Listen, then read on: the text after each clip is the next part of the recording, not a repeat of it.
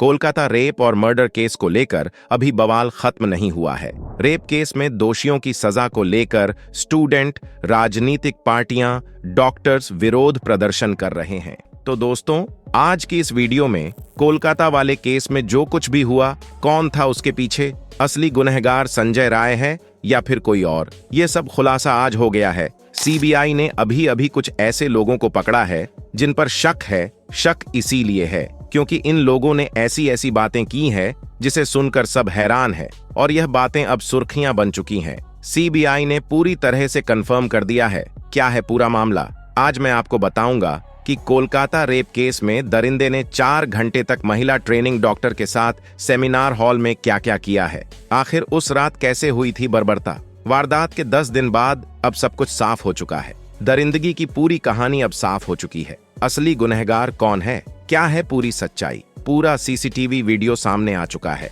किस तरह महिला के कपड़े फाड़े गए, उन्हें चोट पहुंचाया गया, फिर उनके प्राइवेट पार्ट्स पर गहरा घाव दिया गया और ब्लेड के टुकड़े भी डाले गए। सबका सब खुलासा अब सीबीआई के सामने हो रहा है। महिला डॉक्टर को चिल्लाने से रोकने के लिए क्या क्या किया गया, इन 4 लोगों ने क्या किया जिससे वह चीख भी ना पाई, कुछ बोल भी ना पाई, जिसकी आवाज किसी के कानों तक पहुंच भी ना पाई। दोनों आंखों, मुंह और प्राइवेट पार्ट से खून क्यों बह रहा था, क्या क्या वारदात में हुआ। दरिंदे संजय राय को लेकर ऐसे ऐसे खुलासे हो रहे हैं जिसे सुनकर सीबीआई और सुप्रीम कोर्ट के होश उड़ गए हैं। आज सब कुछ आपके सामने स्टेप बाय स्टेप बताने जा रहा हूं कि आखिर उस अस्पताल में ट्रेनिंग महिला के साथ कितने देर तक क्या क्या हुआ और इसमें कितने लोग शामिल थे। 4 लोग शामिल थे या फिर 5 लोग या फिर इसे भी ज्यादा। 40 मिनट तक महिला ट्रेनिंग डॉक्टर के साथ जो हुआ वह बहुत ही दर्दनाक था। लेकिन आगे बढ़ने से पहले आप लोग वीडियो को लाइक कर दें और कमेंट में जय श्री राम अवश्य लिखें। साथ ही चैनल को सब्सक्राइब भी अवश्य कर दें। मित्रों, यह आपका अपना छोटा सा चैनल है जिसे आपको सब्सक्राइब कर लेना है, वीडियो को लाइक कर देना है। यह आपके लिए 1 सेकंड का काम है, लेकिन इससे हमारी बहुत मदद होती है। सबसे पहले मैं आपको बता दूं कि कांड के 1 दिन पहले दरिंदा संजय महिला ट्रेनिंग डॉक्टर को किसी खूंखार जानवर की तरह क्यों घूर रहा था। उसने दारू पीने के बाद जमकर खराब फिल्में देखी, कोलकाता के रेड लाइट एरिया में गया और फिर जो हुआ उसे सुनकर सुप्रीम कोर्ट से लेकर सीबीआई तक हैरान है। इसके बारे में हम आगे चर्चा करेंगे, लेकिन सबसे पहले यह जान लीजिए कि आखिर सेमिनार हॉल में दरिंदे ने उस महिला के साथ क्या क्या किया। सेमिनार हॉल में महिला डॉक्टर को चुपचाप गहरी नींद में सोते हुए देखा। दरिंदा संजय उस पर कूद पड़ा। वह गंभीर नशे में था और महिला के साथ जबरदस्ती करने लगा। हाल ही में उसने कई खराब फिल्में देखी थीं, जिसके कारण उसका हवस चरम सीमा पार कर रहा था। लेकिन जैसे ही महिला डॉक्टर की आंखें खुलीं, उन्होंने खुद को बचाने की पूरी कोशिश की। लेकिन माना जा रहा है कि उस वक्त सेमिनार हॉल में कोई दूसरा नहीं था जो उस महिला की रक्षा कर सके।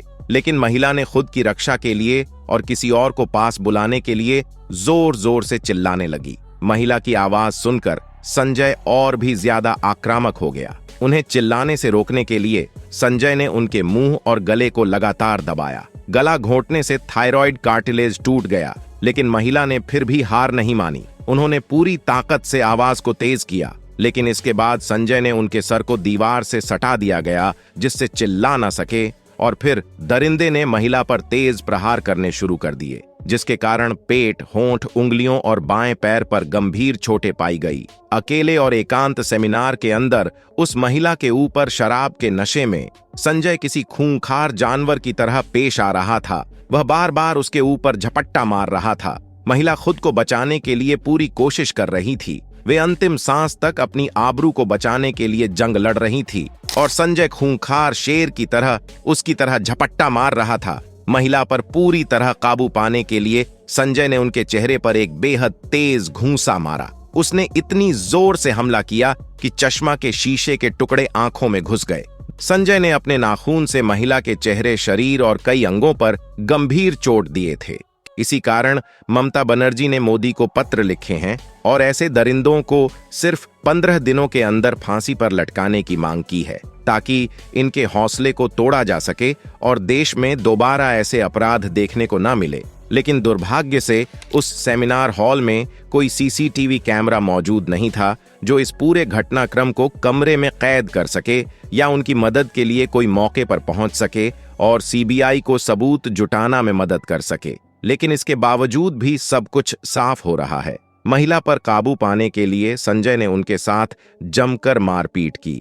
वह पहले भी कई महिलाओं से खूनी मारपीट कर चुका था।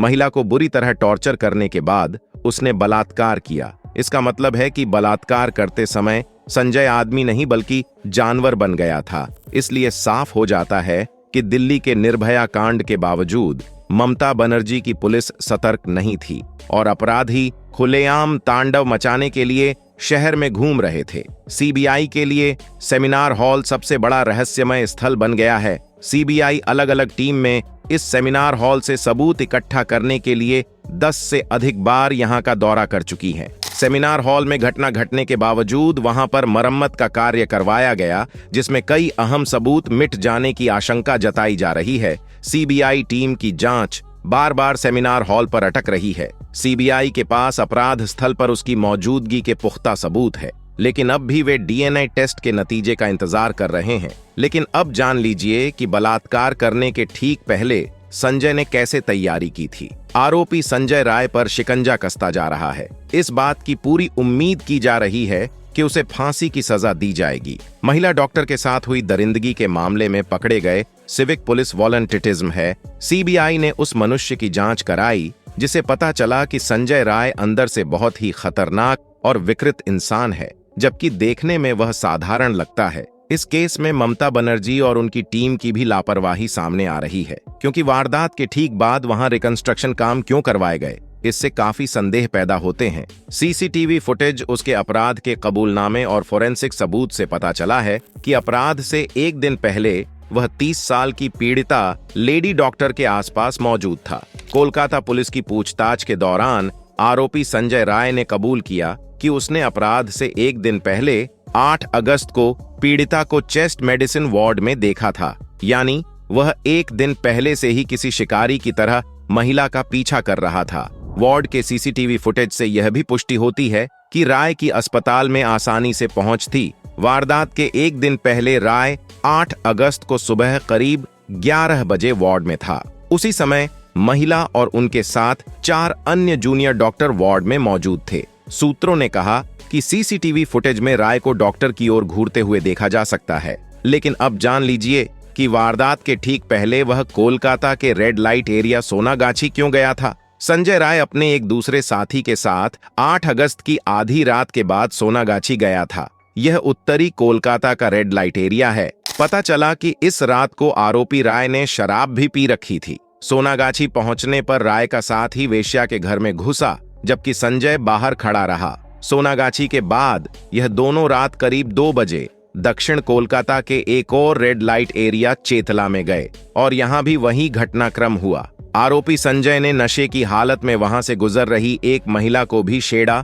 उसने एक महिला को फोन करके उसकी न्यूड पिक्चर भी मांगी। संजय राय का साथ ही किराए की कमर्शियल बाइक लेकर घर चला गया, लेकिन संजय अपराध को अंजाम देने अस्पताल पहुंच गया। संजय को सुबह करीब 3:30 बजे आरजीकर अस्पताल के ट्रॉमा यूनिट के आसपास घूमते हुए देखा गया। संजय नशे की हालत में ऑपरेशन थिएटर में दरवाजा तोड़कर अंदर घुसा। वह सुबह करीब 4 दिन पर अस्पताल के इमरजेंसी वार्ड में पहुंचा और फिर सीधे तीसरी मंजिल पर सेमिनार हॉल में चला गया। पुलिस पूछताछ के दौरान संजय ने कबूल किया कि उसने ट्रेनिंग डॉक्टर को तब देखा जब वह गहरी नींद में थी। सूत्रों के मुताबिक उसने पुलिस के सामने कबूल किया कि वह उसे पर कूद पड़ा और उसके साथ बलात्कार किया। वारदात वाली रात के ठीक पहले करीब 11 बजे संजय राय शराब पीने के लिए अस्पताल के पीछे एक जगह गया था और वहां शराब पीते हुए वह अश्लील फिल्म देखी। पुलिस सूत्रों ने यह भी बताया कि रॉय उस रात कई बार अस्पताल परिसर में घुसा था।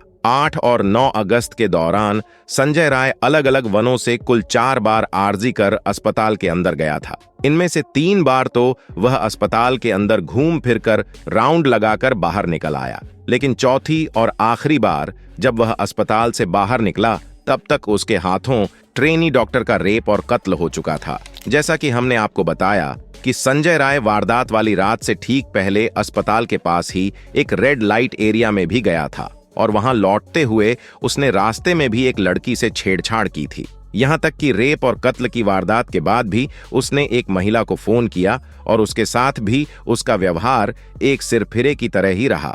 इससे यह पता चलता है कि उसकी हवस की भूख कोई मामूली नहीं थी। ऐसे लोगों के साथ क्या करना चाहिए? अब अपनी राय नीचे कमेंट में बताएं। अब अगर हम संजय रॉय की सजा के बारे में बात करें तो फांसी की सजा ही उसे मिलनी चाहिए, लेकिन इसी बीच कैपिटल पनिशमेंट की बात की जा रही है।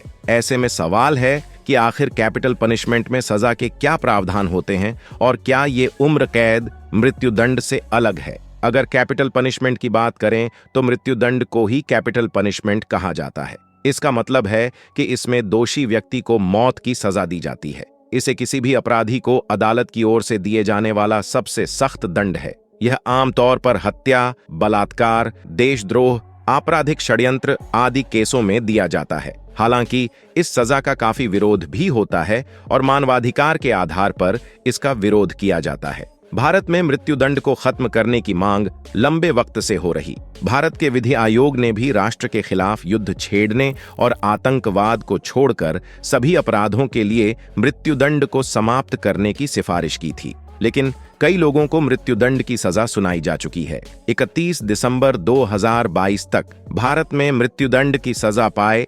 529 कैदी थे। नई न्याय व्यवस्था BNS में सभी सामूहिक बलात्कार की सजा 20 साल की कैद या आजीवन कारावास है। नाबालिग से बलात्कार के लिए मौत की सजा हो सकती है। दोस्तों, इस वीडियो को यहीं पर खत्म करते हैं। आगे कोई खबर अगर आएगी तो हम आपको जरूर सूचित करेंगे, इसलिए इस चैनल को सब्सक्राइब अवश्य कर लें ताकि पूरी जानकारी आपको मिलती रही। जल्द ही मिलते हैं अगली वीडियो में। तब तक के लिए जय हिंद, जय भारत, वंदे मातरम, जय श्री राम।